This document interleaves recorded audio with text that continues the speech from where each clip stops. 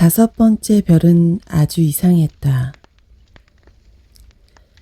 그 별은 다른 모든 별들 중에서 제일 작았다.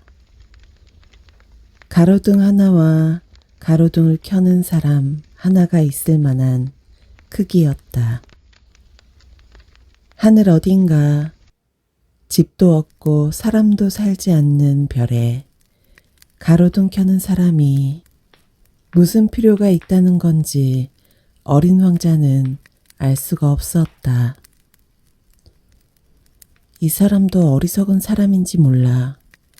그래도 그가 하는 일에는 의미가 있어. 가로등에 불을 켜는 건 별 하나를 또는 꽃 한 송이를 피어나게 하는 것과 마찬가지니까. 가로등을 끄면 그 꽃이나 별을 잠들게 하는 거고 아름다운 직업이야. 아름다운 만큼 유익한 일일 테지? 어린 왕자는 가로등 켜는 사람에게 공손히 인사했다. 안녕하세요.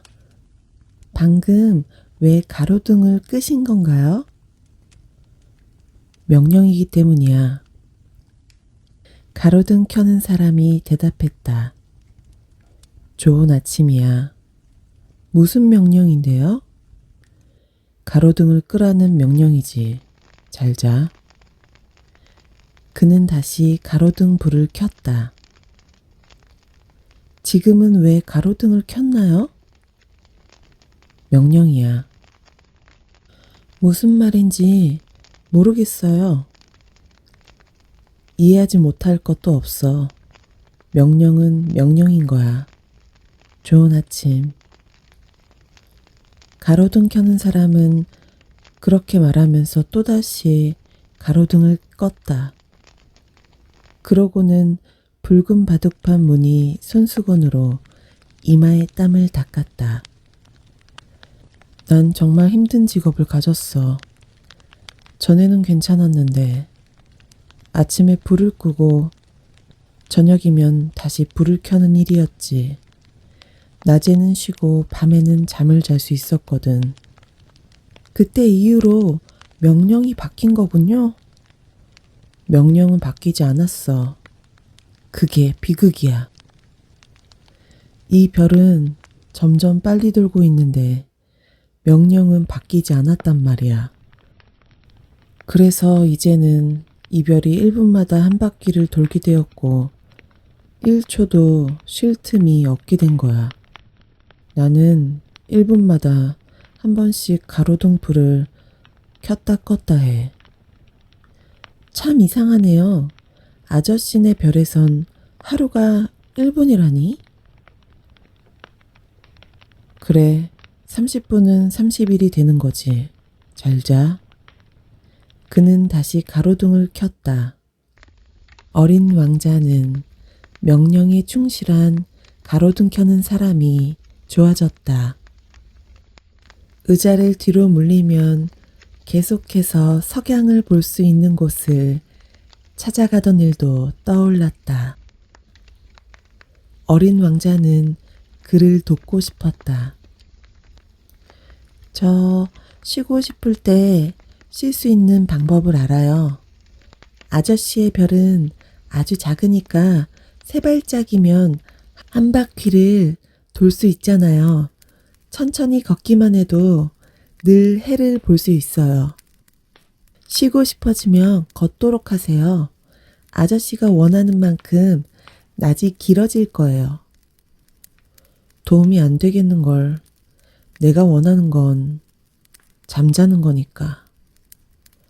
안 됐네요. 난 운이 없어. 좋은 아침이야. 그는 다시 가로등을 껐다. 저 사람은 사람들에게 비웃음을 살 거야. 왕이나 젠체하는 사람, 술꾼, 사업가 같은 사람들은 그를 경멸하겠지. 하지만 내가 보기에는 저 사람이 제일 성실해. 그건 저 사람이 자신을 제쳐놓고 일만 생각하고 있기 때문이겠지? 어린 왕자는 섭섭한 마음에 한숨을 내쉬었다. 내 친구가 될 수 있는 사람은 저 사람뿐이었어. 그렇지만 그의 별은 너무 작아. 두 사람이 있을 자리도 없으니 말이야. 어린 왕자는 하루에 1440번이나 아름답게 해가 지던 자신의 별을 떠나온 일이 아쉬웠다. 6번째 별은 방금 전의 별보다 10배나 더 컸다. 거기에는 엄청나게 큰 책을 쓰고 있는 노신사가 살고 있었다. 오, 탐험가가 오는군. 그는 어린 왕자를 보며 큰 소리로 외쳤다. 어린 왕자는 테이블에 걸터 앉아 숨을 몰아쉬었다. 지금까지 너무도 먼 거리를 여행해 왔던 것이다. 어디서 왔지? 그 두꺼운 책은 뭐죠? 여기서 뭘 하시는 건데요? 난 지리학자란다. 지리학자가 뭔데요? 바다, 강, 도시, 산 그리고 사막이 어디에 있는지 아는 사람이지. 어린 왕자는 지리학자의 별을 둘러보았다. 지금까지 보아온 별 가운데 가장 장엄한 별이었다. 별이 참 아름답군요. 바다도 있나요? 모르겠는걸. 지리학자가 대답했다. 그럼 산은요? 어린 왕자는 실망해서 되물었다. 그것도 몰라. 그럼 도시와 강과 사막은요? 그 역시 알 수 없는걸. 할아버진 지리학자잖아요. 그렇지. 하지만 난 탐험가가 아니야. 도시와 강과 산, 바다와 태양과 사막을 세러 다니는 건 지리학자의 일이 아니거든. 지리학자는 중요한 일을 하니까 한가히 돌아다닐 수가 없어. 책상을 떠날 수가 없단다. 대신 서재에서 탐험가들을 만나는 거야. 탐험가들에게 여러 가지 질문을 하고 기록하는 거지. 흥미로운 게 있으면 지리학자는 그 탐험가가 양심적인지 아닌지를 조사하기도 해. 왜요?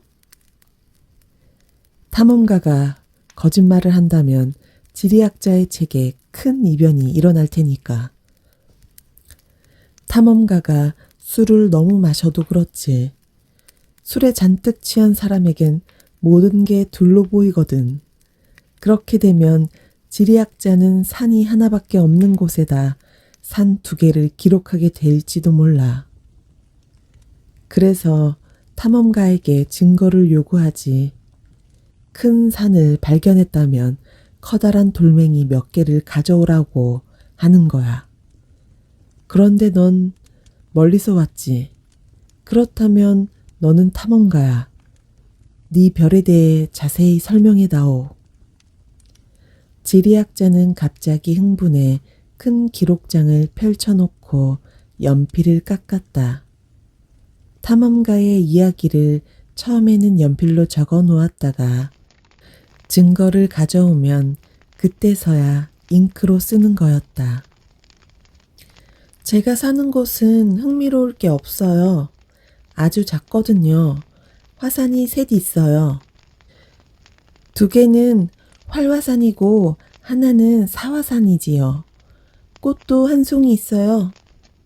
꽃은 기록하지 않아. 왜죠? 그 꽃은 내 별에서 가장 아름다운 건데요. 꽃은 덧없는 거니까. 덧없다는 게 뭐예요? 지리책은 세상에서 가장 중요한 책이야. 유행을 타거나 하지 않아. 산이 옮겨가거나 바닷물이 말라버리거나 하지는 않으니까. 우리는 그렇게 영원히 변하지 않는 것만 기록해. 하지만 사화산이 되살아날 수도 있잖아요. 우리에게는 마찬가지라고. 우리한테 중요한 건 산이야. 산은 변하지 않거든. 그런데 덧없다는 건 무슨 뜻이죠? 그건 곧 사라져버릴 위험에 처해 있다는 뜻이지. 그럼 내 꽃이 곧 사라질 위험에 처해 있다는 건가요? 그래. 내 꽃은 덧없는 존재구나. 세상에 대항할 무기라곤 가시 4개뿐이고, 그런데 나는 그 꽃을 혼자 내버려 두고 왔어. 어린 왕자는 처음으로 후회하고 있었다. 그러나 그는 다시 용기를 냈다. 이제 저는 어디를 가보는 게 좋을까요? 지구라는 별로 가봐. 평판이 좋은 곳이지. 어린 왕자는 자신의 꽃에 대해 생각하며 그 별을 떠났다. 그래서 7번째로 방문한 별은 지구였다. 지구는 평범한 별이 아니었다. 그곳에는 111명의 왕과 7,000명의 지리학자와 90만 명의 사업가, 750만 명의 술꾼들, 3억 1,100만 명의 젠체하는 사람들, 다시 말해 20억쯤 되는 어른들이 살고 있었다. 전기가 발명되기 전까지는 6대륙을 통틀어 가로등 켜는 사람이 46만 2,511명이나 필요했다고 하니 지구가 얼마나 큰지 여러분도 짐작할 수 있을 것이다. 좀 멀리 떨어진 곳에서 보면 그건 대단히 멋진 광경이었다. 그들이 무리지어 움직이는 모습은 오페라 발레단처럼 질서가 정연했다. 맨 처음 뉴질랜드와 오스트레일리아에 가로등 켜는 사람들이 불을 켜고 나서 잠을 자러 가면 중국과 시베리아에 가로등 켜는 사람들이 그 다음에는 러시아와 인도의 사람들, 이어 아프리카와 유럽, 남아메리카와 북아메리카의 사람들이 차례로 무대에 나타났다가 사라졌다. 순서가 틀리는 법이 절대 없었다. 오직 북극과 남극에서 가로등을 책임지고 있는 2사람만이 태평스럽게 지내고 있었다. 그들은 1년에 2번만 바빴다. 재치를 부리려다 보면 거짓말을 조금 하게 된다. 가로등 켜는 사람들에 대한 이야기가 그렇다. 어쩌면 이 이야기 때문에 지구에 대해 오해를 하게 되었을지도 모르겠다. 사람들이 지구에서 차지하는 자리란 사실 좁은 편에 속한다. 20억에 달하는 지구의 사람들이 바짝 붙어선다면 세로 20마일, 가로 20마일 크기의 광장에도 충분히 들어갈 수 있을 것이다. 태평양의 작은 섬에 그들을 차곡차곡 쌓아 올릴 수 있을지도 모른다. 어른들은 이런 말들을 믿지 않는다. 자신들이 굉장히 넓은 곳을 차지하고 있다고 생각하기 때문이다. 지구에 왔을 때 어린 왕자는 사람이라곤 통 보이지 않아 놀랐다. 다른 별에 잘못 찾아온 게 아닌가 걱정이 되기도 했다. 이때 달빛을 띤 황금색 고리가 모래 위를 지나가는 게 보였다. 안녕? 어린 왕자는 공손하게 인사했다. 안녕? 뱀이 대답했다. 여기는 무슨 별이지? 어린 왕자가 물었다. 지구야, 아프리카지. 그렇구나. 그런데 지구에는 사람이 살지 않니? 여긴 사막이야. 사막에는 아무도 없어. 지구는 크거든. 어린 왕자는 돌 위에 앉아 눈길을 하늘로 향했다. 누구든 언젠가 자신의 별을 찾아낼 수 있게 별들이 환하게 밝혀져 있는 걸까? 내 별을 좀 봐. 바로 우리 머리 위에 있어. 그런데 어쩌면 저렇게 먼 거지? 아름다운 별이구나. 여기엔 왜 온 거니? 내 꽃하고 골치 아픈 일이 좀 있었어. 그렇구나. 그들은 잠자코 있었다. 사람들은 어디에 있지?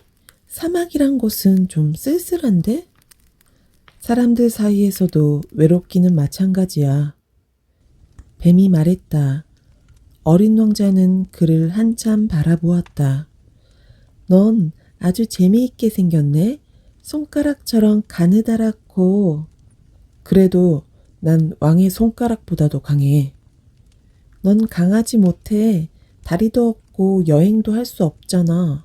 난 어떤 배보다도 더 먼 곳으로 널 데려다 줄 수 있어. 뱀은 어린 왕자의 발목을 팔찌처럼 휘감으며 말했다. 누구라도 나를 건드리면 난 그 사람을 태어난 땅으로 돌려보내주지.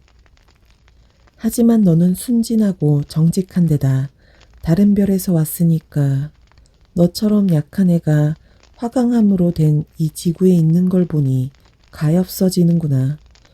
언제고 네 별로 돌아가고 싶어지면 내가 도와줄게.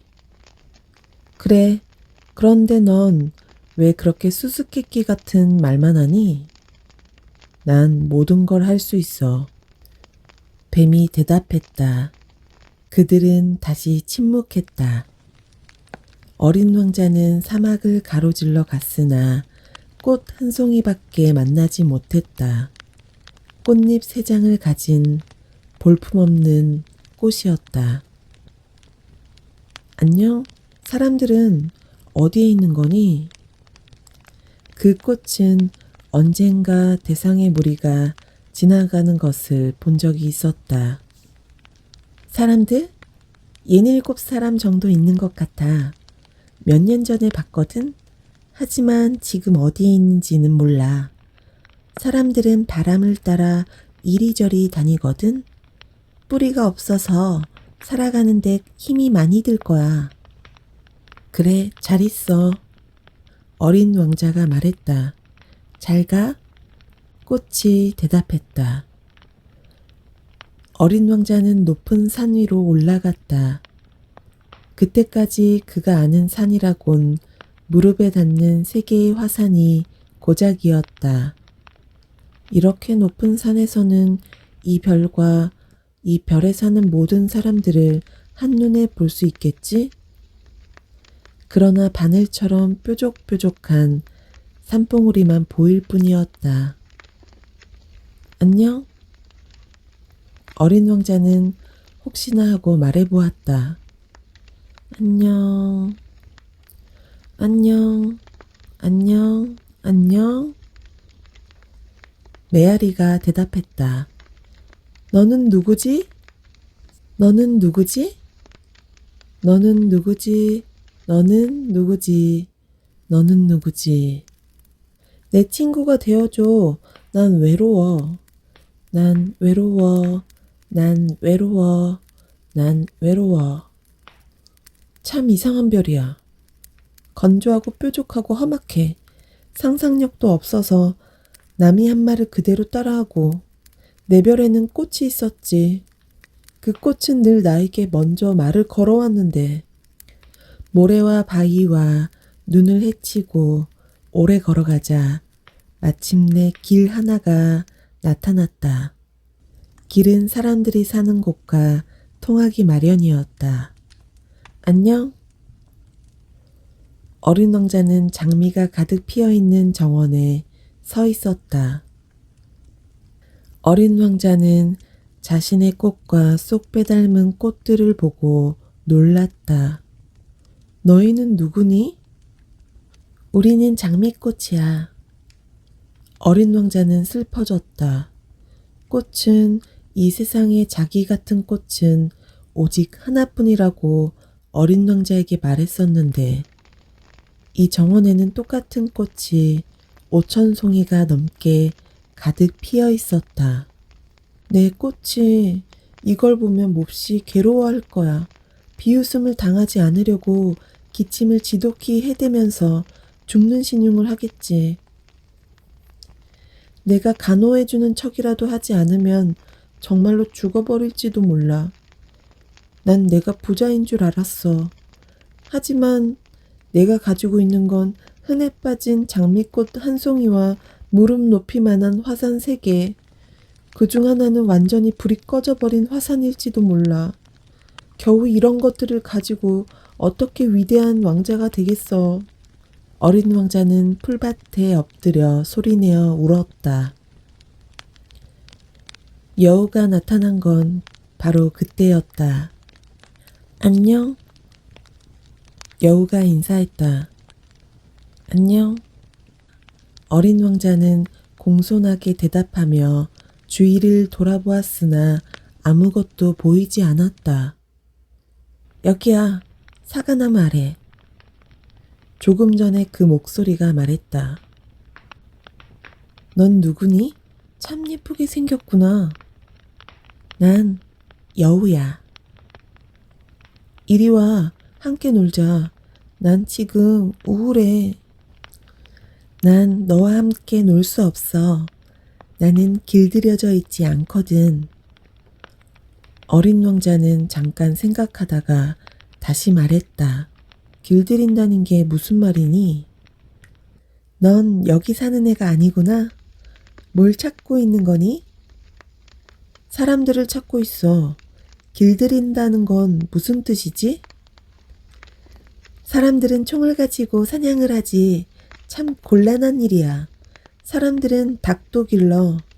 그게 유일한 관심사지. 너 닭을 찾고 있는 거니? 아니야. 난 친구들을 찾고 있어. 그런데 길들인다는 게 무슨 뜻이니? 소홀하게 취급되는 것 중 하나지. 그건 관계를 맺는다는 의미야. 관계를 맺는다? 그래. 나한테 넌 수많은 다른 소년들과 다를 바 없는 소년에 지나지 않아.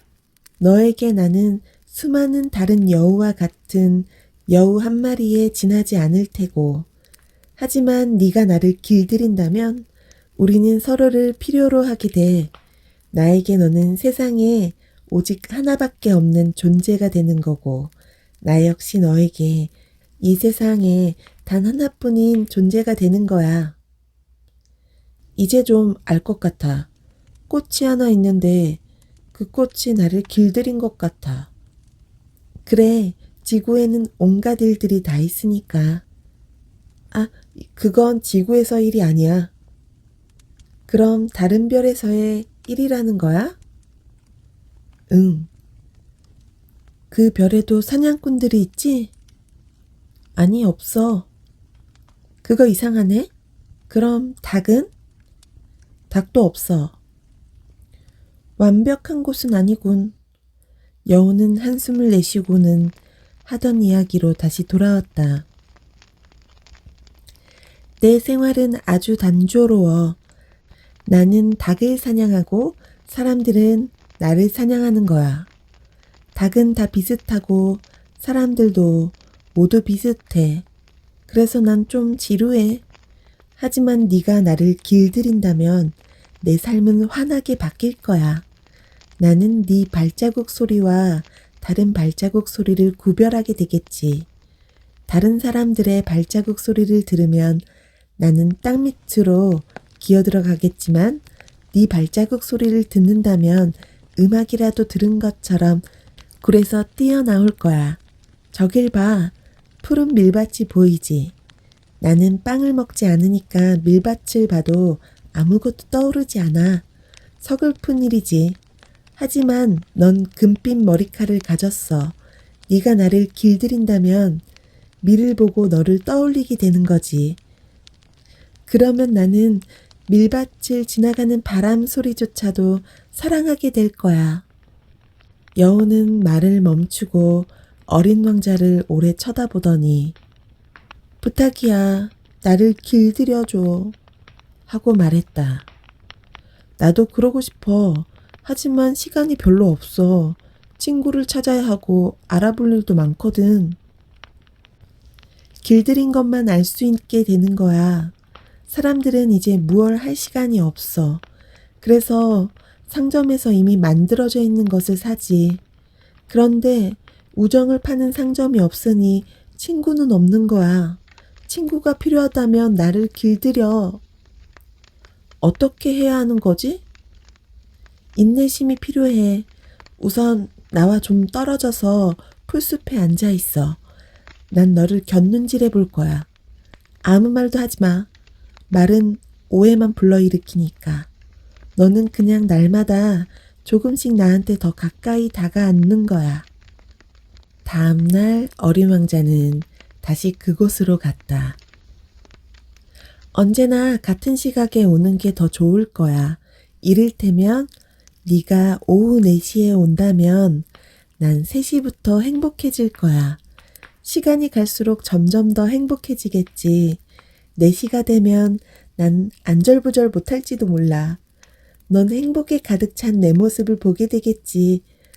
하지만 네가 아무 때나 온다면 나는 언제 널 맞이할 마음의 준비를 해야 할지 알 수 없게 돼. 그러니까 뭔가 정해놓을 필요가 있어. 뭔가 정해놓을 필요가 있다고? 그것도 다들 아무렇게나 입고 사는 것 중에 하나야. 그건 어느 하루를 다른 날들과 다르게 만들고 어느 한 시간을 다른 시간들과 다르게 만든다는 의미야. 내가 아는 사냥꾼들은 매주 목요일에는 마을의 처녀들과 춤을 춰. 덕분에 목요일은 나에게 신나는 날이 되었어. 난 포도밭까지도 산책을 가지. 하지만 사냥꾼들이 아무 때나 춤을 춘다면 그날이 그날일 테니까 난 하루도 휴가가 없게 되는 거야. 어린 왕자는 여우를 길들였다. 떠날 시간이 다가오자 여우는 난 울 것만 같아 하고 말했다. 네 잘못이야. 난 너를 괴롭히고 싶지 않았어. 하지만 길들여 달라고 한 건 너야. 맞아. 그런데 넌 울려고 하잖아. 그러기에 이런 일이 너한테 무슨 소용이 있는 거니? 그렇지 않아. 밀밭의 색깔을 보면 널 생각할 테니까. 가서 장미꽃들을 다시 봐. 네 장미꽃이 이 세상에 단 하나뿐이라는 걸 깨닫게 될 거야. 그때 다시 돌아와서 나에게 작별 인사를 해줘. 그러면 선물로 비밀을 가르쳐 줄게. 어린 왕자는 장미꽃을 보러 갔다.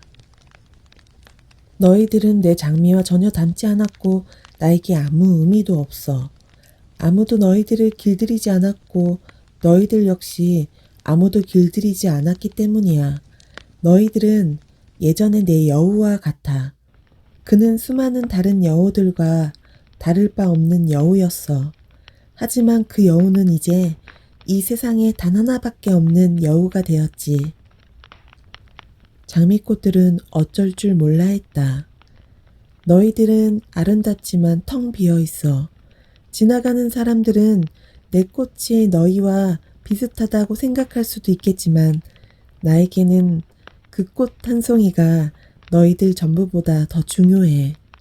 내가 그 꽃에 물을 주고 유리 덮개를 씌워 바람을 막아주었기 때문이지. 내가 벌레를 잡아준 것도 그 꽃이 불평하거나 자랑하는 것을 들어준 것도 때로는 침묵을 지키는 것도 내가 다 이해한 건 그 꽃이 내 장미꽃이기 때문이야. 어린 왕자는 여우에게 돌아갔다. 잘 있어. 어린 왕자가 말했다. 잘 가. 그럼 이제 내 비밀을 말해줄게. 아주 단순한 거야. 마음으로 봐야만 제대로 볼 수 있다는 거야. 중요한 건 눈에 보이지 않아. 중요한 건 눈에는 보이지 않는다. 잊어버리지 않으려고 어린 왕자는 따라서 말했다. 네 장미가 그토록 소중한 건 그 꽃에 바친 시간 때문이지. 내 장미를 위해 바친 시간이라. 사람들은 그걸 잊어버리고 말았어. 하지만 넌 그걸 잊으면 안 돼. 넌 네가 길들인 것에 대해 끝까지 책임을 져야 하는 거야. 넌 네 장미를 책임져야 해. 나는 내 장미를 책임져야 해. 그 말을 기억하기 위해 어린 왕자는 따라서 말했다. 안녕하세요. 어린 왕자가 인사했다. 안녕? 철도 전철 기사가 대답했다. 여기서 뭘 하고 있는 건가요? 기차 승객을 1000여 명씩 나눠 보내는 일을 하는 거야. 기차를 어느 때는 오른쪽으로, 어느 때는 왼쪽으로 보내는 거지.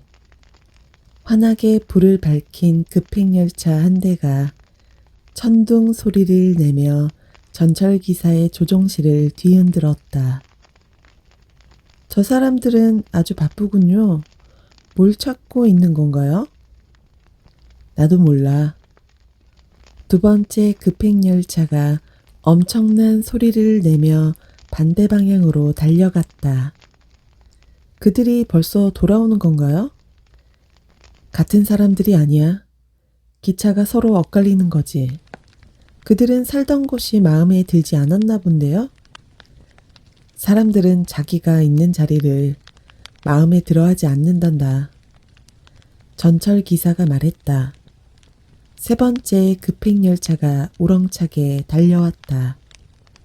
저 사람들은 조금 전에 승객들을 쫓아가는 건가요? 쫓아가는 게 아니야. 기차 안에서 자고 있지 않으면 하품하고 있을 거야. 어린 아이들만이 유리창에 코를 납작대고 바깥을 내다보지. 어린 아이들만이 자기가 무엇을 찾고 있는지를 알고 있는 거군요.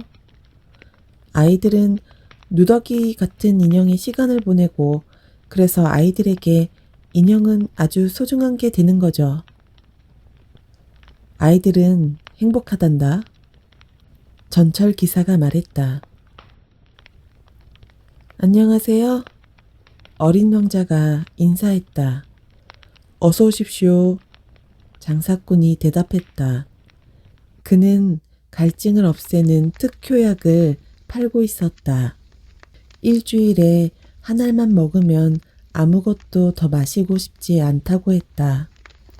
왜 그런 약을 파는 거죠? 시간을 아낄 수가 있잖니. 전문가들의 계산으로는 매주 53분이나 절약할 수 있다고 해. 그 53분으로 뭘 하죠? 뭐든 하고 싶은 걸 하지? 나라면 시원한 물이 있는 샘을 향해 천천히 걸어갈 텐데. 어린 왕자는 생각했다. 비행기가 사막에서 고장을 일으킨 지 8일째 되는 날이었다. 나는 마지막으로 남겨두었던 물을 마시며 장사꾼 이야기를 들었다. 네 이야기들은 참 재미있구나. 하지만 난 아직도 비행기를 고치지 못하고 마실 물도 없어. 시원한 물이 있는 샘으로 한가하게 걸어갈 수 있다면 얼마나 좋을까. 내 친구 여우는 꼬마 친구, 여우 이야기를 할 때가 아니야. 목이 말라 죽을 지경이니까. 죽어간다 할지라도 친구를 가졌다는 건 좋은 일이에요. 난 여우 친구가 있다는 게 기뻐요. 지금이 얼마나 위험한 상황인지 모르는군. 배가 고프지도 목이 마르지도 않은 거야. 햇볕만 조금 내리쬐면 충분한가 보군. 나는 속으로 생각했다. 그런데 그가 잠자코 나를 지켜보더니 내 속마음을 읽은 듯 이렇게 말하는 것이었다. 저도 목이 말라요. 우물을 찾으러 가요. 사막 한가운데서 무턱대고 우물을 찾아 나선다는 건 어리석은 짓이었다. 그렇지만 우리는 걷기 시작했다. 몇 시간 동안 터덜터덜 걷다 보니 어둠이 내리고 별들이 반짝였다. 갈증 때문에 나는 열이 조금 나고 있었고 그래서 마치 꿈속에서 별을 보는 것 같았다. 조금 전에 어린 왕자가 한 말들이 기억 속에 가물거렸다. 어린 왕자는 지쳐서 앉았다. 나도 곁에 앉았다. 침묵을 지키던 그가 다시 입을 열었다. 별들이 아름다운 것은 보이지 않는 꽃 한 송이 때문이에요. 맞아, 정말 그래. 나는 달빛 아래 펼쳐져 있는 모래 언덕을 바라보았다. 사막은 아름다워요. 어린 왕자가 말했다. 나도 사막을 좋아했다. 모래 언덕 위에 앉아 있으면 아무것도 보이지 않고 아무 소리도 들리지 않았다. 그러나 그 침묵 속에 무엇인가 빛나는 것이 있었다. 사막이 아름다운 건 어딘가의 우물을 감추고 있기 때문이에요. 어린 왕자가 말했다. 나는 흠칫 놀랐다. 사막의 모래 속에서 신비롭게 빛나는 것이 무엇인지를 문득 깨달았던 것이다. 어렸을 때 내가 살던 낡은 집만 해도 그랬다. 다들 그 집에 보물이 감춰져 있다고 했다. 물론 아무도 그걸 발견한 사람은 없었다. 그런데도 그 보물로 인해 우리 집은 마술에 쌓여 있는 듯 했다. 우리 집은 저 가장 깊숙한 곳에 보물을 감추고 있었다. 그래, 집이든 별이든 사막이든 그것들을 아름답게 하는 건 눈에 보이지 않는 어떤 것 때문일 거야. 아저씨가 내 친구 여우와 같은 말을 하는 걸 들으니 기쁘네요. 어린 왕자가 잠이 들어 나는 그를 안고 걸었다. 마음이 뭉클해졌다. 깨지기 쉬운 보물을 안고 가는 것 같았다. 이보다 더 연약한 게 지구에는 없을 것 같았다. 창백한 이마, 감은 눈, 바람이 날리는 머리카락을 달빛 아래에서 바라보며 나는 생각했다. 지금 내가 보고 있는 건 껍데기에 불과해. 중요한 건 눈에 보이지 않아. 어린 왕자의 살짝 벌어진 입술에 희미한 미소가 어리는 것을 보며 나는 또 생각했다. 잠들어 있는 그가 나를 이렇게까지 감동시키는 건 꽃 한 송이에 대한 그의 성실한 마음 때문이야. 잠들어 있을 때조차 그의 가슴 속에는 램프의 불꽃처럼 장미꽃 한 송이가 빛나고 있어. 그러자 어린 왕자가 더욱더 연약하게 느껴졌다. 한 자락 바람에도 꺼질 것 같은 그를 보호해야겠다는 생각이 들었다. 그렇게 걷다가 동이틀 무렵 나는 우물을 발견했다. 어린 왕자가 말했다. 사람들은 급행열차를 타고 가면서도 그들이 무얼 찾으러 가는 건지 몰라요. 그래서 여기저기 다니며 돌고 또 도는 거죠. 소용없는 짓이에요. 우리가 찾은 우물은 사하라 사막의 여느 우물과 달랐다. 모래에 파놓은 구멍이 아니라 마치 마을에 있는 우물 같았다. 나는 꿈을 꾸고 있는 게 아닌가 생각했다. 이상해. 모든 게 갖추어져 있잖아. 도르래, 두레박, 밧줄. 어린 왕자는 내 말에 웃으며 줄을 잡고 도르래를 움직였다. 바람이 일 때 낡은 풍차가 삐걱거리는 듯이 도르래는 소리를 내며 돌아갔다. 들려요? 우리가 잠을 깨우니까 이 우물이 노래를 하네요. 내가 할게.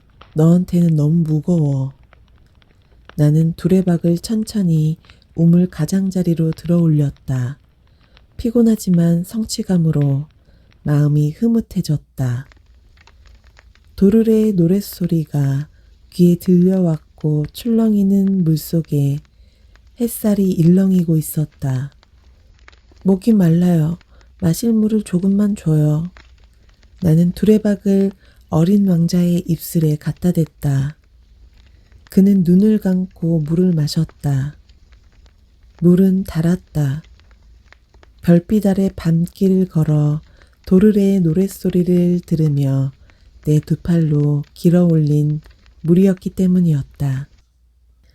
아저씨가 사는 별의 사람들은 정원 안에 장미꽃을 5,000송이나 가꾸지만 그 정원에서 아무것도 보지 못해요. 꽃 한 송이나 물 한 모금에서 그들이 찾고 있는 걸 볼 수도 있을 텐데, 하지만 눈이 아닌 마음으로 찾아야 하죠. 나도 물을 마셨다. 그제야 좀 살 것 같았다. 동틀 무렵이 되자 모래가 벌꿀 빛깔을 띄었다. 나는 그 태양에서도 행복을 느꼈다. 약속을 지켜줘요. 내 양에게 입마개를 씌워준다고 했죠? 난 꽃을 책임져야 해요. 나는 주머니에서 대충 끄적여 두었던 그림을 꺼냈다. 어린 왕자는 그림을 보고 웃었다. 아저씨가 그린 바오밥 나무들은 양배추랑 비슷해요. 여우는 귀가 뿔처럼 생겼고 너무 길어요. 어린 왕자는 또 웃었다. 보아 구렁이의 뱃속 아니면 겉모습밖에 그릴 줄 몰라서 그래. 괜찮아요. 아이들은 이해할 테니까. 나는 연필로 입마개를 그렸다. 그걸 어린 왕자에게 줄 때 가슴이 미어지는 것 같았다. 제가 지구에 온 지 내일이면 꼭 1년이 돼요. 바로 이 근처에 떨어졌었어요. 어린 왕자는 얼굴을 붉혔다. 왠지 모르게 나는 슬픔에 사로잡혔다.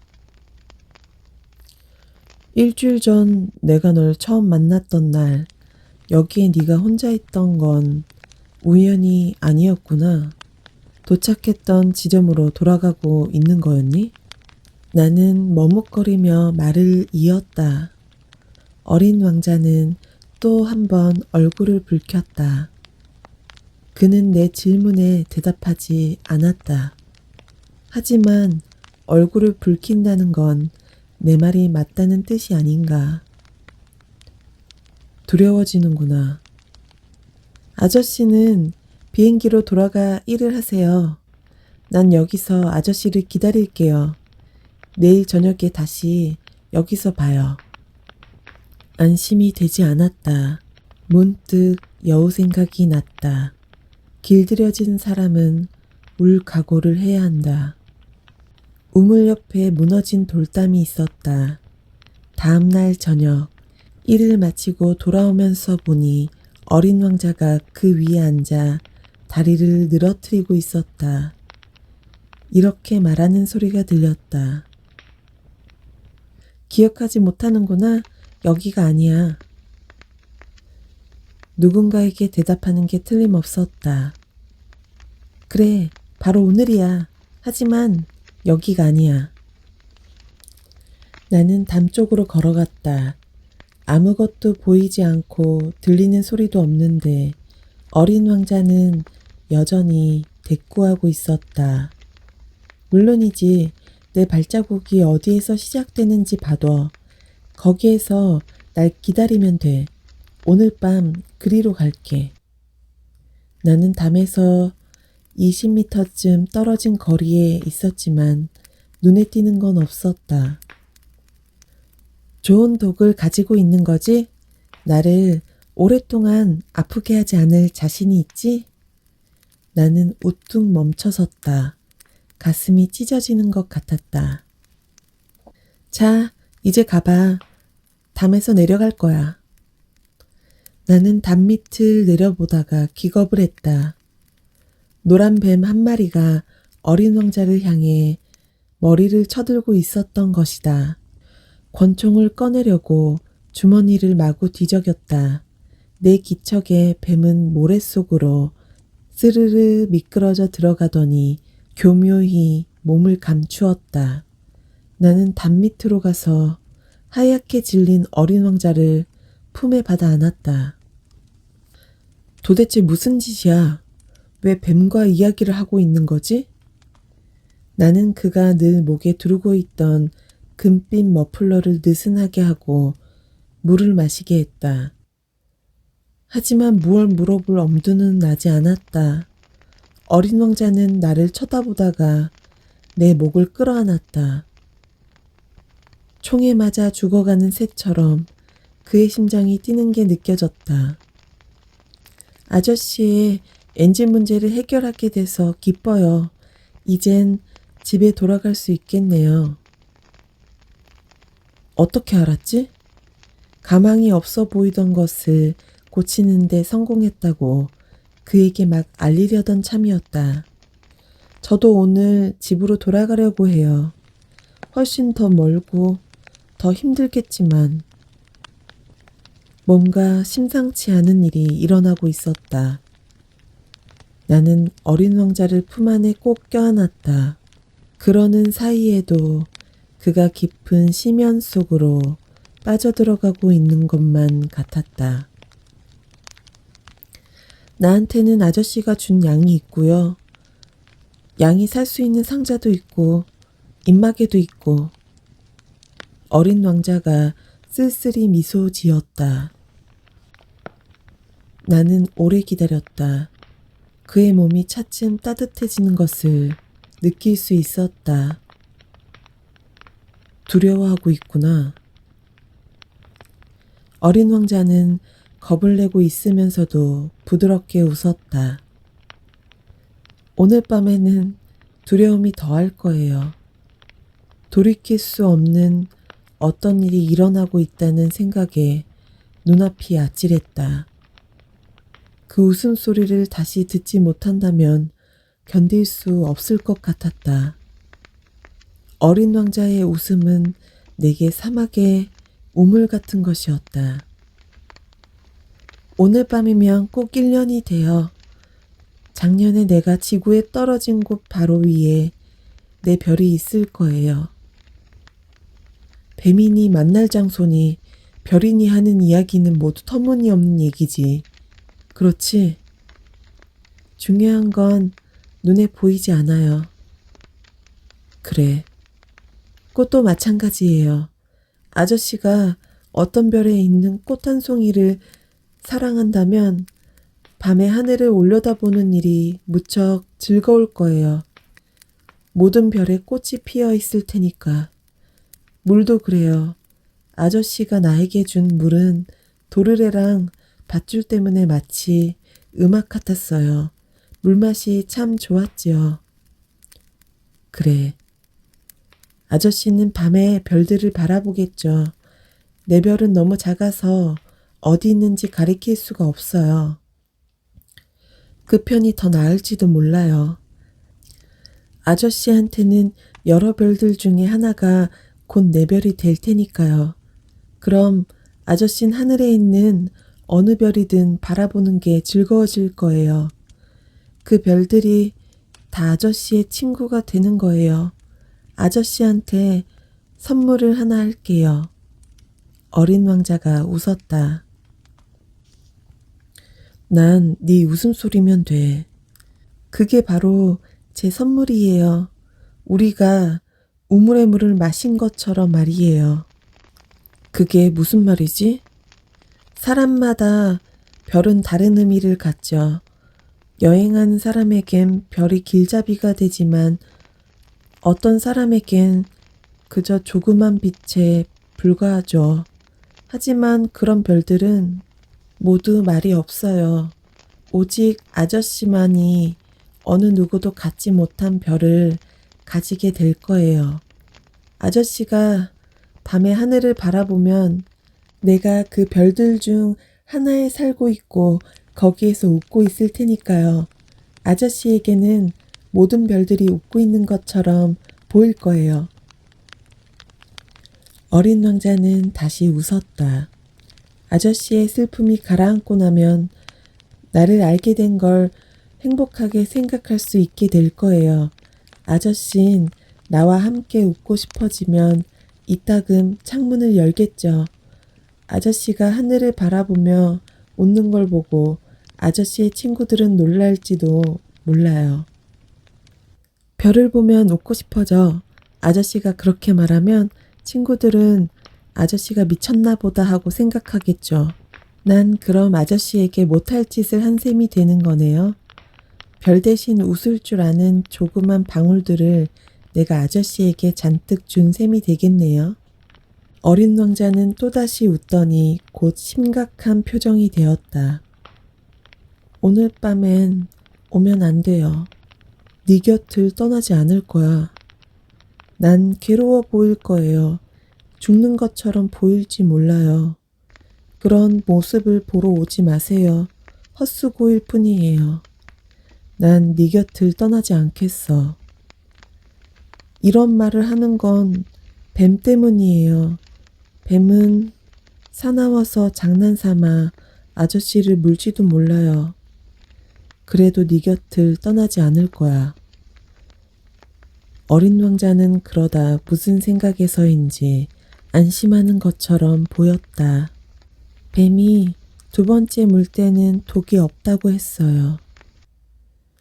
그날 밤 나는 어린 왕자가 떠나는 것을 보지 못했다. 그는 기척 없이 사라졌다.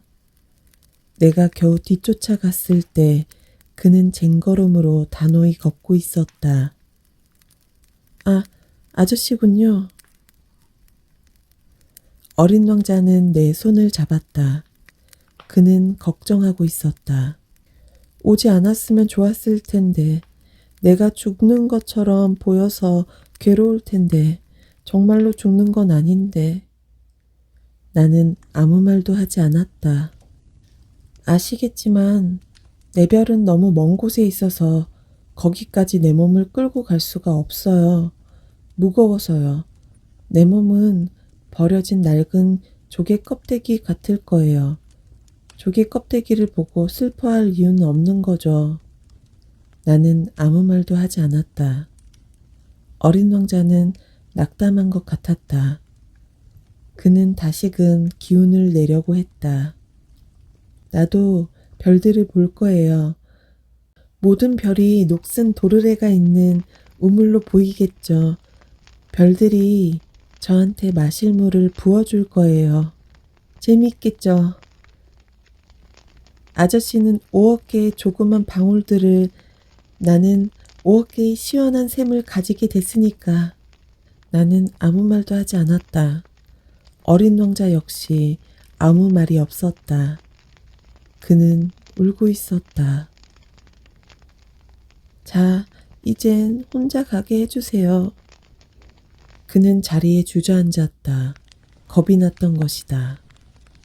내 꽃, 나는 그 꽃을 책임져야 해요. 꽃은 너무 약하거든요.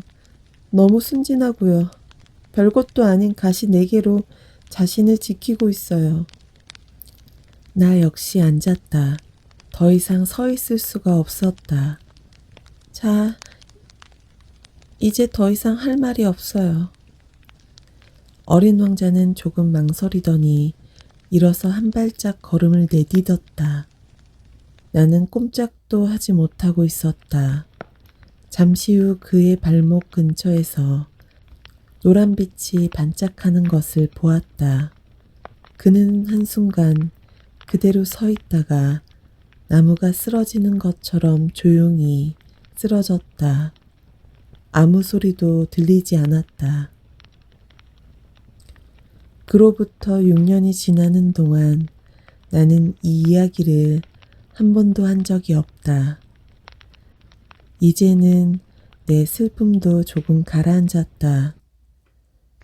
나는 어린 왕자가 그의 별로 돌아갔다는 걸 알고 있다. 다음 날 날이 밝았을 때 그의 몸을 찾을 수 없었던 것이다. 밤이 되면 나는 별들에게 귀를 기울인다. 그것들은 마치 5억 개의 조그만 방울들 같다. 한 가지 걱정이 있기는 하다.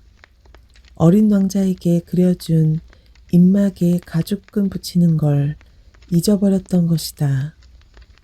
끝없이 양에게 입마개를 씌울 수 없을 것이다. 그의 별에서 무슨 일이 일어나고 있는 건 아닐까. 그렇지 않을 거야. 어린 왕자는 매일 밤 유리덮개로 꽃을 잘 덮어주고 양도 잘 지키고 있겠지. 이렇게 생각하면 나는 행복해진다. 그러면 모든 별들이 부드럽게 웃는다. 하지만 방심하면 끝장인데 유리덮개 씌우는 걸 잊었거나 밤중에 양이 밖으로 나온다면 이런 생각에 사로잡히면 조그만 방울들은 모두 눈물로 변해버린다. 그러니 이건 정말 커다란 수수께끼이다. 내가 본 적도 없는 양 한 마리가 꽃을 먹었느냐 먹지 않았느냐에 따라 세상 모든 게 달라지는 것이다. 하늘을 바라보라. 자신에게 물어보라. 양이 그 꽃을 먹었을까, 먹지 않았을까? 그 대답에 따라 모든 게 달라지는 것이다. 어른들은 이것이 얼마나 중요한 문제인지 이해하지 못한다. 이것이 나에게는 세상에서 가장 아름답고도 슬픈 풍경이다. 어린 왕자가 나타났다가 사라진 곳이 바로 여기다. 이 그림을 찬찬히 보아두었다가 언제고 아프리카 사막을 여행할 때 이와 똑같은 풍경을 알아볼 수 있기를 바란다. 혹시 이곳을 지나게 되면 별빛 아래에서 잠시 기다려보기를. 그때 만약 머리칼이 금빛이고 묻는 말에 대답을 하지 않는 어린아이가 나타나 웃으면 여러분은 그가 누구인지 금방 알아볼 수 있을 것이다.